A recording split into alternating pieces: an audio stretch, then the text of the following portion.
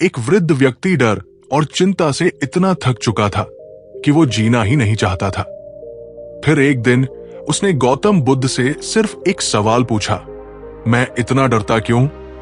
बुद्ध ने उसकी ओर देखा, मुस्कुराए और कहा, क्योंकि तुम वो नहीं हो जो तुम सोचते हो।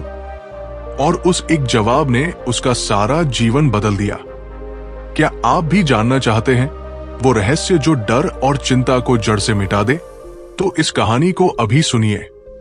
ये आपके भीतर कुछ बदल देगी, हमेशा के लिए। हर वक्त डर और चिंता में जीता युवक। सूरज रोज की तरह उगता था, चिड़ियों की चहचहाट भी वही थी, हवा भी वैसी ही चलती थी। लेकिन अर्जुन के भीतर कुछ था जो रोज बदलता जा रहा था।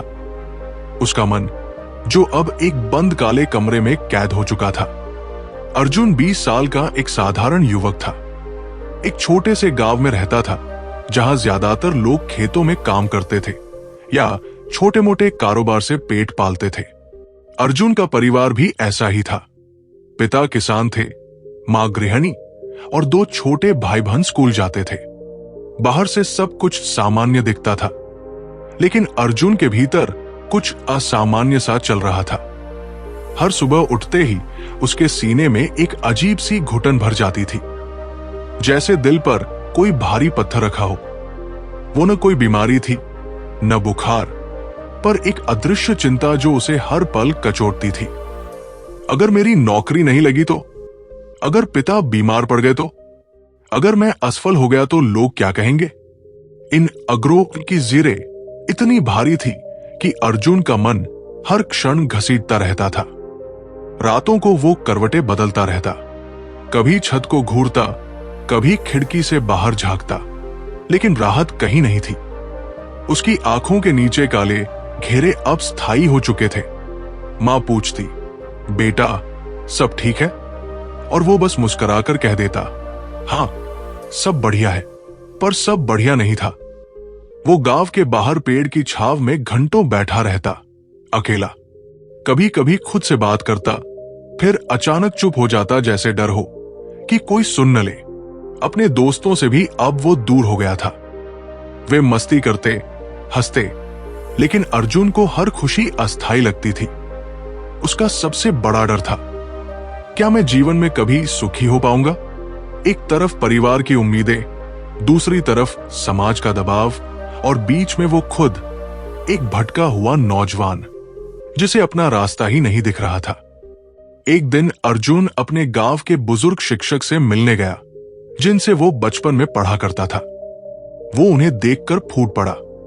उसकी आंखों से आंसू बहने लगे और उसके मुंह से निकला सिर्फ एक वाक्य, गुरुजी, मैं अंदर से टूट चुका हूं। मैं समझ ही नहीं पा रहा कि इतना डर क्यों लगता है।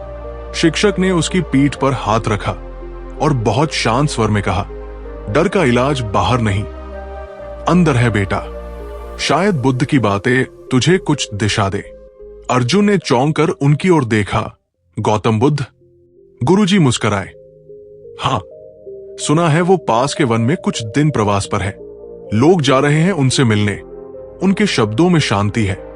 शायद तू भी वहां कुछ ढूंढ पाए जो अब तक खो चुका है। अर्जुन चुप हो गया। उसके मन में जैसे एक बीज बो दिया गया हो, एक संभावना का बीज। उसी रात अर्जुन पहली बार थोड़ी देर शांत सो पाया। अगले ही दिन सुबह सूरज की पहली किरण के साथ वो अपनी छोटी सी गठरी लेकर घर से निकला, एक लंबी यात्रा पर, सिर्फ एक उम्मीद लिए, शायद मुझे वहां मेरा उत्तर मिल जाए। रास्ते में अर्जुन की मुलाकात कुछ रहस्यमयी लोगों से होती है।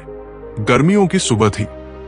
सूरज अभी पूरी तरह निकला नहीं था, लेकिन उसकी सुनहरी किरणें गांव की पगडंडी को चूम रही थी। अर्जुन नंगे पांव, कंधे पर एक झोली और आंखों में हल्की उम्मीद लिए गांव से बाहर निकला। रास्ता आसान नहीं था। पगडंडियां ऊबड़ खाबड़ थी। कहीं सूखे पेड़ थे तो कहीं कांटों से भरी झाड़ियां।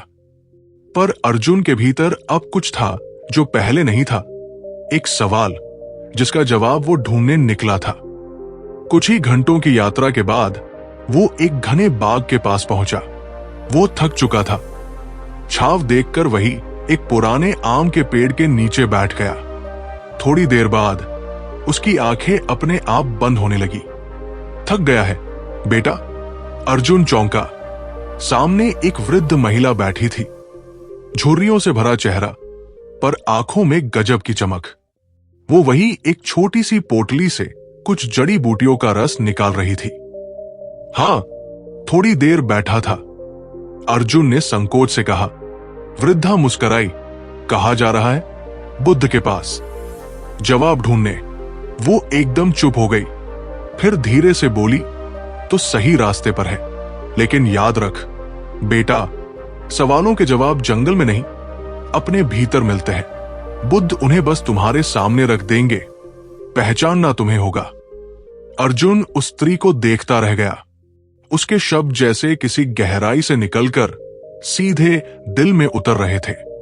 वो उठकर जाने लगा तो वृद्धा ने उसकी ओर देखा।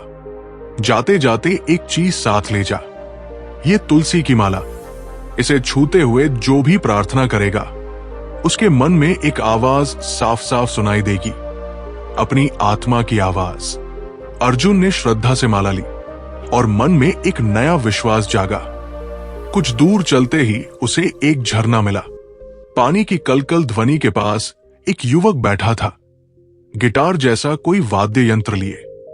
पर यह कोई सामान्य युवक नहीं था। उसके बाल रूखे थे, पर चेहरा गहरा और शांत। तू भी उसी की तलाश में है? युवक ने बिना देखे ही पूछा। किसकी? शांति की। अर्जुन चकित था। मैंने अपना पूरा जीवन सब कुछ पाने में लगा दिया, पैसे, रिश्ते, नाम, पर अंत में सिर्फ शोर मिला। तभी किसी ने कहा, बुद्ध के पास जा, वहां शायद कुछ और है। अब मैं भी जा रहा हूं। दोनों की बातचीत देर तक चलती रही।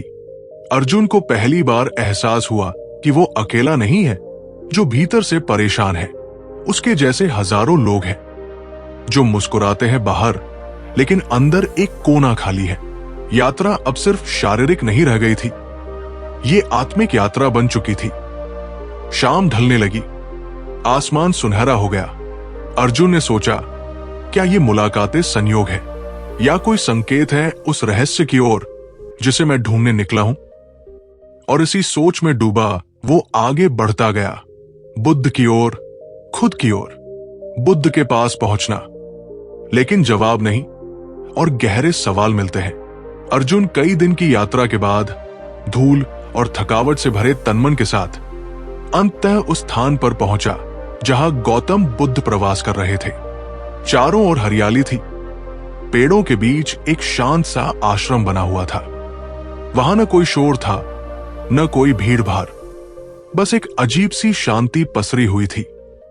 ऐसी शांति जिसे महसूस किया जा सकता था, पर शब्दों में नहीं बांधा जा सकता। अर्जुन की नजर सबसे पहले उन भिक्षुओं पर पड़ी जो पूर्ण समर्पण और मौन में बैठे थे। कुछ ध्यान कर रहे थे, कुछ बस आंखें बंद करके मुस्कुरा रहे थे, जैसे भीतर ही भीतर कुछ देख रहे हों। तभी एक तरफ से धीमे कदमों की आहट हुई और सामने से गौतम बुद्ध प्रकट हुए। एक साधारण वस्त्र, मस्तक पर गहराई और चाल में ऐसा संतुलन मानो हवा भी रुककर उनके साथ चल रही हो। अर्जुन का हृदय थमसा गया। उसने झुककर प्रणाम किया।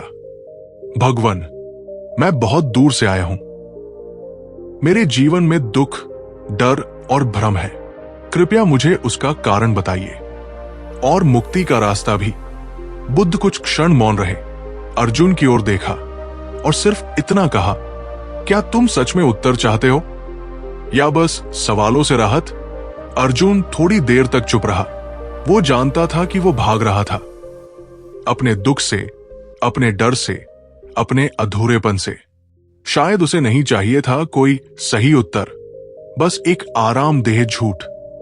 मुझे सच चाहिए, अर्जुन ने धीमे से कहा। बुद्ध मुस्कुराए। तो पहले ये जान लो, तुम जो दुख लेकर आए हो वो बाहर नहीं है, वो तुम्हारे ही भीतर है। और जब तक तुम खुद को नहीं जानोगे, तुम उसे बाहर ढूंढते रहोगे। अर्जुन थोड़ा असहज हो गया, पर मैं खुद को कैसे जानूं? बुद्ध ने उसके सामने एक कटोरा रखा। उसमें थोड़ा सा जल था। इस पानी को देखो, जब ये शांत होता है तो तुम इसमें अपना चेहरा साफ देख सकते हो, लेकिन अगर तुम इसे हिलाओ तो क्या दिखता है? अर्जुन ने चुपचाप देखा। पानी हल्का सा कांप रहा था। उसका चेहरा बिगड़ गया था। बस यही है तुम्हारा मन। जब ये हिलता है, चिंता, भय, वासना, लालच, मोह, तब तुम खुद को नहीं देख सकते। लेकिन जब ये शांत होता है तो सच्चाई स्पष्ट होती है। अर्जुन का गला सूख गया। उसके अंदर एक तूफान सा चल रहा था। तो मुझे क्या करना होगा? कुछ नहीं, सिर्फ देखना शुरू करो। अपने विचारों को, अपने मन को, अपने भय को। उन्हें दबाओ मत, बस ध्यान दो। धीरे धीरे सब शांत होने लगेगा। तब जो दिखाई देगा वही सच है। बुद्ध उठे और चले गए। कोई चमत्कार नहीं हुआ, कोई मंत्र नहीं दिया गया, लेकिन अर्जुन के भीतर एक गूंज रह गई। जो मैं ढूंढ रहा था वो शायद मेरे भीतर ही है, पर उसे देखने की आंखें चाहिए जो मैं अभी तक नहीं रखता था। उसे उम्मीद थी कि वो आएगा और बुद्ध कहेंगे, ये लो समाधान। लेकिन उसे दिया गया था एक दर्पण जिसमें उसे खुद को देखना था। अर्जुन चुपचाप एक पेड़ के नीचे बैठ गया। उसकी आंखों से आंसू बह रहे थे, पर वे आंसू दुख के नहीं थे, वे समझ के थे, स्वीकृति के थे। अंदर की वो आवाज जिसने अर्जुन की दुनिया बदल दी। अर्जुन अब हर दिन उसी वृक्ष के नीचे बैठता।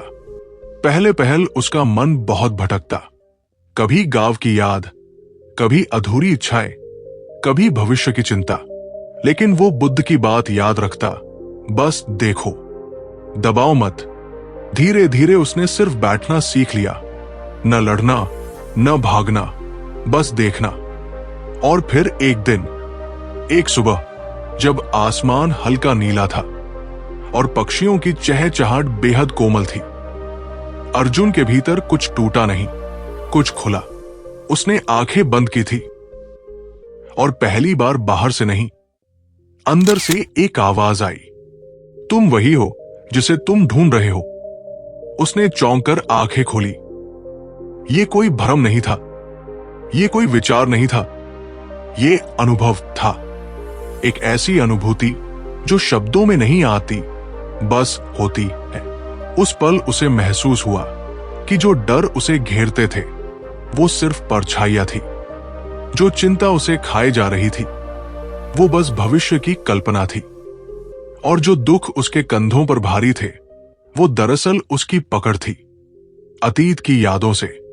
वो हंस पड़ा, वर्षों बाद, किसी बच्चे की तरह, जैसे किसी ने उसके अंदर से बोझ उठाकर हवा में उड़ा दिया हो। वो समझ गया था अब की डर तब तक डर है जब तक तुम उसे देख नहीं लेते। चिंता तब तक जंजीर है जब तक तुम उससे चिपके रहते हो। दुख तब तक यातना है जब तक तुम उसे पकड़ कर रखते हो। पर जब तुम देखने लगते हो, न जजमेंट के साथ, न विरोध के साथ, तब धीरे धीरे सब कुछ घुलने लगता है, जैसे बर्फ धूप में। उस दिन अर्जुन ने बुद्ध से फिर कोई प्रश्न नहीं पूछा। वो उनके चरणों में झुका, लेकिन कुछ मांगा नहीं। बुद्ध मुस्कुराए और बोले, अब तुम जान गए, अब तुम स्वतंत्र हो। ये कहानी एक चमत्कार की नहीं थी, ये कहानी एक साधारण व्यक्ति की थी जिसने खुद को देखना सीखा, जिसने बाहर नहीं भीतर उतरने की हिम्मत की। और यही वो रहस्य है जो बुद्ध ने सिखाया था। डर और चिंता को मिटाने का तरीका बाहर नहीं, तुम्हारे अपने देखने में है। संध्या का समय था, सूर्य अस्त हो रहा था और आसमान के रंग धीरे धीरे सुनहरे से सिंदूरी हो चले थे। बुद्ध अपने शिष्यों के साथ उस वृक्ष के नीचे बैठे थे जहां वे अक्सर प्रवचन दिया करते थे। उसी समय वो वृद्ध व्यक्ति, जो अब पूरी तरह शांत और परिवर्तित लग रहा था, फिर से उनके चरणों में बैठा। इस बार उसके चेहरे पर भय या उलझन नहीं थी, बल्कि एक अद्भुत संतोष था। भगवन, उसने कहा, अब मैं समझ गया कि डर बाहर नहीं, भीतर बैठा होता है। आपसे मिलकर मैं अपने ही मन के भीतर उतर पाया। बुद्ध मुस्कुराए। उन्होंने अपने हाथ से एक पत्थर उठाया और बोले, ये पत्थर देखो, इसे अगर पानी में डाल दिया जाए तो ये डूब जाएगा, लेकिन अगर यही पत्थर नाव में रखा जाए तो वो हमें पार भी पहुंचा सकता है। हमारे डर, हमारी चिंताएं भी ऐसे ही है। अगर उन्हें अपने भीतर बहने दो तो वे हमें डुबो देंगे, लेकिन अगर उन्हें समझदारी से संभालो, उन्हें अनुभव बनाकर नाव बनाओ, तो यही डर हमें आत्मज्ञान की ओर ले जा सकता है। सारे शिष्य और उपस्थित लोग एकदम शांत हो गए। केवल बुद्ध की धीमी, शांत आवाज बह रही थी। बुद्ध ने कहा, जिस दिन तुम अपने डर से दोस्ती कर लोगे, उस दिन डर तुम्हें छोड़कर चला जाएगा। उस वृद्ध ने जीवन का मार्ग बदल दिया। अब वो गांव लौटकर लोगों को ज्ञान देने लगा। भय से मुक्ति की राह, चिंता से आजादी का सूत्र और शांति की यात्रा।